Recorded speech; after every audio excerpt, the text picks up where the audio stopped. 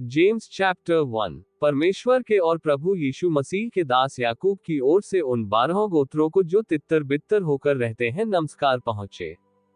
हे मेरे भाइयों, जब तुम नाना प्रकार की परीक्षाओं में पड़ो तो इसे पूरे आनंद की बात समझो, ये जानकर कि तुम्हारे विश्वास के परखे जाने से धीरज उत्पन्न होता है। पर धीरज को अपना पूरा काम करने दो कि तुम पूरे और सिद्ध हो जाओ और तुम में किसी बात की घटी न रहे। पर यदि तुम में से किसी को बुद्धि की घटी हो तो परमेश्वर से मांगे, जो बिना उलाहना दिए सबको उदारता से देता है, और उसको दी जाएगी। पर विश्वास से मांगे और कुछ संदेह न करे, क्योंकि संदेह करने वाला समुद्र की लहर के समान है जो हवा से बहती और उछलती है। ऐसा मनुष्य यह न समझे कि मुझे प्रभु से कुछ मिलेगा। वह व्यक्ति दुचित्ता है और अपनी सारी बातों में चंचल है। दीन भाई अपने ऊंचे पद पर घमंड करे, और धनवान अपनी नीच दशा पर, क्योंकि वह घास के फूल की नाई जाता रहेगा। क्योंकि सूर्य उदय होते ही कड़ी धूप पड़ती है और घास को सुखा देती है, और उसका फूल झड़ जाता है, और उसकी शोभा जाती रहती है। उसी प्रकार धनवान भी अपने मार्ग पर चलते चलते धूल में मिल जाएगा। धन्य है वह मनुष्य जो परीक्षा में स्थिर रहता है, क्योंकि वह खरा निकलकर जीवन का वह मुकुट पाएगा जिसकी प्रतिज्ञा प्रभु ने अपने प्रेम करने वालों को दी है। जब किसी ही परीक्षा हो तो वह ये न कहे कि मेरी परीक्षा परमेश्वर की ओर से होती है, क्योंकि न तो बुरी बातों से परमेश्वर की परीक्षा हो सकती है, और न वही किसी की परीक्षा आप करता है। परंतु प्रत्येक व्यक्ति अपनी ही अभिलाषा में खींचकर और फंसकर परीक्षा में पड़ता है। फिर अभिलाषा गर्भवती होकर पाप को जनता है, और पाप बढ़ जाता है तो मृत्यु को उत्पन्न करता है। हे मेरे प्रिय भाइयों, धोखा न खाओ, क्योंकि हर एक अच्छा वरदान और हर एक उत्तम दान ऊपर ही से है, और ज्योतियों के पिता की ओर से मिलता है, जिसमें न तो कोई परिवर्तन हो सकता है, और न अदल बदल के कारण उस पर छाया पड़ती है। उसने अपनी ही इच्छा से हमें सत्य के वचन के द्वारा उत्पन्न किया, ताकि हम उसकी सृष्टि की हुई वस्तुओं में से एक प्रकार के प्रथम फल हो। हे मेरे प्रिय भाइयों, ये बात तुम जानते हो, इसलिए हर एक मनुष्य सुनने के लिए तत्पर और बोलने में धीरा और क्रोध में धीमा हो, क्योंकि मनुष्य का क्रोध परमेश्वर के धर्म का निर्वाह नहीं कर सकता है। इसलिए सारी मलिनता और बैर भाव की बढ़ती को दूर करके उस वचन को नम्रता से ग्रहण कर लो, जो हृदय में बोया गया और जो तुम्हारे प्राणों का उद्धार कर सकता है। परंतु वचन पर चलने वाले बनो, और केवल सुनने वाले ही नहीं जो अपने आप को धोखा देते हैं। क्योंकि जो कोई वचन का सुनने वाला हो और उस पर चलने वाला न हो, तो वह उस मनुष्य के समान है जो अपना स्वाभाविक मुंह दर्पण में देखता है, इसलिए कि वह अपने आप को देखकर चला जाता और तुरंत भूल जाता है कि मैं कैसा था। पर जो व्यक्ति स्वतंत्रता की सिद्ध व्यवस्था पर ध्यान करता रहता है, वह अपने काम में इसलिए आशीष पाएगा कि सुनकर नहीं, पर वैसा ही काम करता है। यदि कोई अपने आप को भक्त समझे और अपनी जीभ पर लगाम न दे, पर अपने हृदय को धोखा दे, तो उसकी भक्ति व्यर्थ है। हमारे परमेश्वर और पिता के निकट शुद्ध और निर्मल भक्ति यह है कि अनाथों और विधवाओं के क्लेश में उनकी सुधि ले, और अपने आप को संसार से निष्कलंक रखें।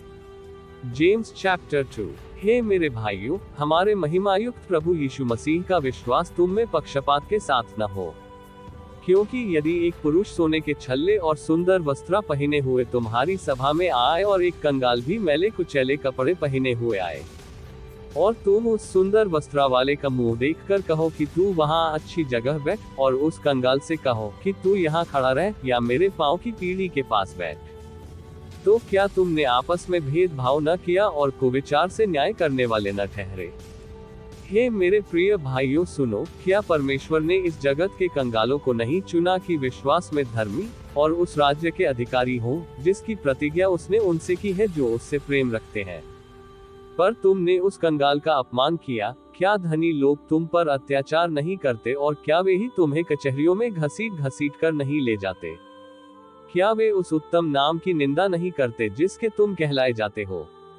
तो भी यदि तुम पवित्र शास्त्र के इस वचन के अनुसार कि तू अपने पड़ोसी से अपने समान प्रेम रख, सचमुच उस राज्य व्यवस्था को पूरी करते हो, तो अच्छा करते हो। पर यदि तुम पक्षपात करते हो तो पाप करते हो, और व्यवस्था तुम्हें अपराधी ठहराती है। क्योंकि जो कोई सारी व्यवस्था का पालन करता है परंतु एक ही बात में चूक जाए तो वह सब बातों में दोषी ठहरा। इसलिए कि जिसने ये कहा कि तू व्यभिचार न करना, उसी ने ये भी कहा कि तू हत्या न करना। इसलिए यदि तूने व्यभिचार तो नहीं किया पर हत्या की तो भी तू व्यवस्था का उल्लंघन करने वाला ठहरा। तुम उन लोगों की न्याय वचन बोलो और काम भी करो जिनका न्याय स्वतंत्रता की व्यवस्था के अनुसार होगा, क्योंकि जिसने दया नहीं की उसका न्याय बिना दया के होगा। दया न्याय पर जयवंत होती है। हे मेरे भाइयों, यदि कोई कहे कि मुझे विश्वास है पर वह कर्म न करता हो तो उससे क्या लाभ? क्या ऐसा विश्वास कभी उसका उद्धार कर सकता है? यदि कोई भाई या बहन नंगे उघाड़े हो और उन्हें प्रतिदिन भोजन की घटी हो और तुम में से कोई उनसे कहे कुशल से जाओ, तुम गर्म रहो और तृप्त रहो, पर जो वस्तुएं देह के लिए आवश्यक है वह उन्हें न दे तो क्या लाभ? वैसे ही विश्वास भी यदि कर्म सहित न हो तो अपने स्वभाव में मरा हुआ है। वरन कोई कह सकता है कि तुझे विश्वास है और मैं कर्म करता हूँ, तू अपना विश्वास मुझे कर्म बिना तो दिखा और मैं अपना विश्वास अपने कर्मों के द्वारा तुझे दिखाऊंगा। तुझे विश्वास है कि एक ही परमेश्वर है, तू अच्छा करता है। दुष्टात्मा भी विश्वास रखते और थरथराते हैं। पर हे निकम्मे मनुष्य, क्या तू ये भी नहीं जानता कि कर्म बिना विश्वास व्यर्थ है? जब हमारे पिता इब्राहिम ने अपने पुत्र इसहाक को वेदी पर चढ़ाया तो क्या वह कर्मों से धार्मिक न ठहरा था? सो तूने देख लिया कि विश्वास ने उसके कामों के साथ मिलकर प्रभाव डाला है और कर्मों से विश्वास सिद्ध हुआ। और पवित्र शास्त्र का ये वचन पूरा हुआ कि इब्राहिम ने परमेश्वर की प्रतीति की और यह उसके लिए धर्म गिना गया और वह परमेश्वर का मित्र कहलाया। सो तुमने देख लिया कि मनुष्य केवल विश्वास से ही नहीं वरन कर्मों से भी धर्मी ठहरता है। वैसे ही राहाब वेश्या भी जब उसने दूतों को अपने घर में उतारा और दूसरे मार्ग से विदा किया तो क्या कर्मों से धार्मिक न ठहरी? निदान जैसे देह आत्मा बिना मरी हुई है वैसा ही विश्वास भी कर्म बिना मरा हुआ है। James chapter 3। हे मेरे भाइयों, तुम में से बहुत उपदेशक न बने, क्योंकि जानते हो कि हम उपदेशक और भी दोषी ठहरेंगे। इसलिए कि हम सब बहुत बार चूक जाते हैं। जो कोई वचन में नहीं चूकता वही तो सिद्ध मनुष्य है और सारी देह पर भी लगाम लगा सकता है। जब हम अपने वश में करने के लिए घोड़ों के मुंह में लगाम लगाते हैं तो हम उनकी सारी देह को भी फेर सकते हैं। देखो, जहाज भी यद्यपि ऐसे बड़े होते हैं और प्रचंड वायु से चलाए जाते हैं तो भी एक छोटी सी पतवार के द्वारा मांझी की इच्छा के अनुसार घुमाए जाते हैं। वैसे ही जीभ भी एक छोटा सा अंग है और बड़ी बड़ी डींगे मारती है। देखो, थोड़ी सी आग से कितने बड़े वन में आग लग जाती है। जीभ भी एक आग है, भी हमारे अंगों में अधर्म का एक लोक है और सारी देह पर कलंक लगाती है और भवचक्र में आग लगा देती है और नरक कुंड की आग से जलती रहती है। क्योंकि हर प्रकार के वन पशु, पक्षी और रेंगने वाले जंतु और जलचर तो मनुष्य जाति के वश में हो सकते हैं और हो भी गए हैं, पर जीव को मनुष्यों में से कोई वश में नहीं कर सकता। वह एक ऐसी बला है जो कभी रुकती ही नहीं, वह प्राण नाशक विष से भरी हुई है। इसी से हम प्रभु और पिता की स्तुति करते हैं और इसी से मनुष्यों को जो परमेश्वर के स्वरूप में उत्पन्न हुए हैं श्राप देते हैं। एक ही मुंह से धन्यवाद और श्राप दोनों निकलते हैं। हे मेरे भाइयों, ऐसा नहीं होना चाहिए। क्या सोते के एक ही मुंह से मीठा और खारा जल दोनों निकलता है? हे मेरे भाइयों, क्या अंजीर के पेड़ में जैतून या दाख की लता में अंजीर लग सकते हैं? वैसे ही खारे सोते से मीठा पानी नहीं निकल सकता। तुम में ज्ञानवान और समझदार कौन है? जो ऐसा हो वह अपने कामों को अच्छे चाल चलन से उस नम्रता सहित प्रकट करे जो ज्ञान से उत्पन्न होती है। पर यदि तुम अपने अपने मन में कड़वी डाह और विरोध रखते हो तो सत्य के विरोध में घमंड न करना और न तो झूठ बोलना। ये ज्ञान वह नहीं जो ऊपर से उतरता है वरन सांसारिक और शारीरिक और शैतानी है। इसलिए कि जहाँ डाह और विरोध होता है वहाँ बखेड़ा और हर प्रकार का दुष्कर्म भी होता है। पर जो ज्ञान ऊपर से आता है वह पहले तो पवित्र होता है, फिर मिलनसार, कोमल और मृदुभाव और दया और अच्छे फलों से लदा हुआ और पक्षपात और कपट रहित होता है। और मिलाप कराने वालों के लिए धार्मिकता का फल मेल मिलाप के साथ बोया जाता है। James chapter 4। तुम में लड़ाइयाँ और झगड़े कहाँ से आ गए? क्या उन सुख विलासों से नहीं जो तुम्हारे अंगों में लड़ते भिड़ते हैं? तुम लालसा रखते हो और तुम्हें मिलता नहीं, तुम हत्या और डाह करते हो और कुछ प्राप्त नहीं कर सकते, तुम झगड़ते और लड़ते हो, तुम्हें इसलिए नहीं मिलता कि मांगते नहीं।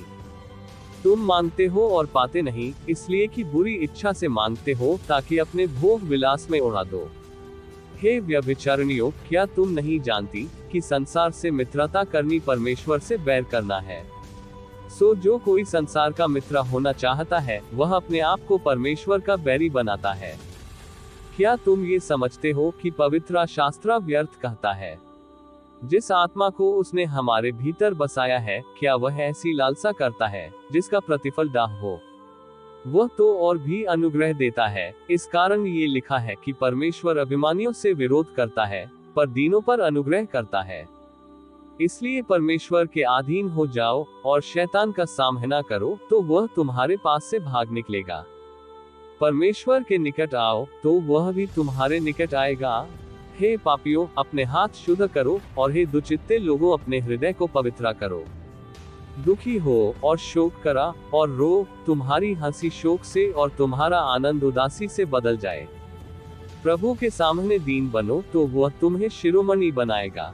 हे भाइयों, एक दूसरे की बदनामी न करो। जो अपने भाई की बदनामी करता है या भाई पर दोष लगाता है, वह व्यवस्था की बदनामी करता है और व्यवस्था पर दोष लगाता है, तो तू व्यवस्था पर चलने वाला नहीं, पर उस पर हाकिम ठहरा।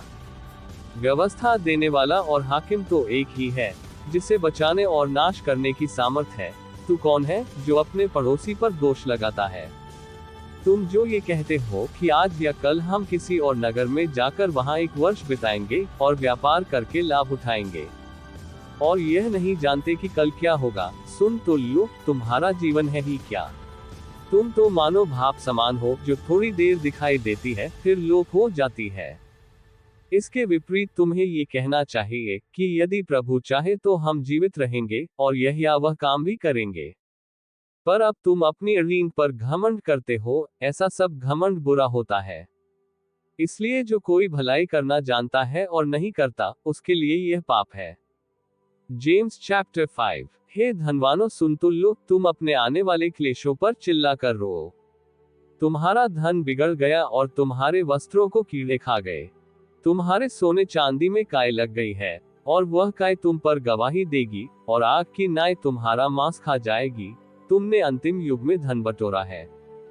देखो, जिन मजदूरों ने तुम्हारे खेत काटे, उनकी वह मजदूरी जो तुमने धोखा देकर रख ली है चिल्ला रही है, और लवने वालों की दोहाई सेनाओं के प्रभु के कानों तक पहुंच गई है। तुम पृथ्वी पर भोग विलास में लगे रहे और बड़ा ही सुख भोगा। तुमने इस वध के दिन के लिए अपने हृदय का पालन पोषण करके मोटा ताजा किया। तुमने धर्मी को दोषी ठहराकर मार डाला, वो तुम्हारा सामना नहीं करता। सो हे भाइयों, प्रभु के आगमन तक धीरज धरो। देखो, गृहस्था पृथ्वी के बहुमूल्य फल की आशा रखता हुआ प्रथम और अंतिम वर्षा होने तक धीरज धरता है। तुम भी धीरज धरो और अपने हृदय को दृढ़ करो, क्योंकि प्रभु का शुभागमन निकट है। हे भाइयों, एक दूसरे पर दोष न लगाओ ताकि तुम दोषी न ठहरो। देखो, हाकिम द्वार पर खड़ा है। हे भाइयों, जिन भविष्यद्वक्ताओं ने प्रभु के नाम से बातें की, उन्हें दुख उठाने और धीरज धरने का एक आदर्श समझो। ध्यान रखना, हम उनकी सहनशीलता के कारण उनको धन्य मानते हैं। तुमने अय्यूब के धीरज के बारे में सुना ही है, और प्रभु ने उसे उसका जो परिणाम प्रदान किया, उसे भी तुम जानते ही हो कि प्रभु कितना दयालु और करुणापूर्ण है। पर हे मेरे भाइयों, सबसे श्रेष्ठ बात यह है कि शपथ न खाना, न स्वर्ग की, न पृथ्वी की, न किसी और वस्तु की, पर तुम्हारी बातचीत हाँ की हाँ और नहीं की नहीं हो, कि तुम दंड के योग्य न ठहरो। यदि तुम में कोई दुखी हो तो वह प्रार्थना करे, यदि आनंदित हो तो वह स्तुति के भजन गाए। यदि तुम में कोई रोगी हो तो कलीसिया के प्राचीनों को बुलाए, और वे प्रभु के नाम से उस पर तेल मलकर उसके लिए प्रार्थना करें। और विश्वास की प्रार्थना के द्वारा रोगी बच जाएगा और प्रभु उसको उठाकर खड़ा करेगा। और यदि उसने पाप भी किए हो तो उनकी भी क्षमा हो जाएगी। इसलिए तुम आपस में एक दूसरे के सामने अपने अपने पापों को मान लो और एक दूसरे के लिए प्रार्थना करो, जिसके चंगे हो जाओ। धर्मी जन की प्रार्थना के प्रभाव से बहुत कुछ हो सकता है। अलियाह भी तो हमारे समान दुख सुख भोगी मनुष्य था, और उसने गिड़गिड़ा कर प्रार्थना की कि मैं न बरसे, और 3.5 वर्ष तक भूमि पर मैं नहीं बरसा। फिर उसने प्रार्थना की तो आकाश से वर्षा हुई, और भूमि फलवंत हुई। हे मेरे भाइयों, यदि तुम में कोई सत्य के मार्ग से भटक जाए, और कोई उसको फेर लाए, तो वह ये जान ले कि जो कोई किसी भटके हुए पापी को फेर लाएगा, वह एक प्राण को मृत्यु से बचाएगा, और अनेक पापों पर पर्दा डालेगा।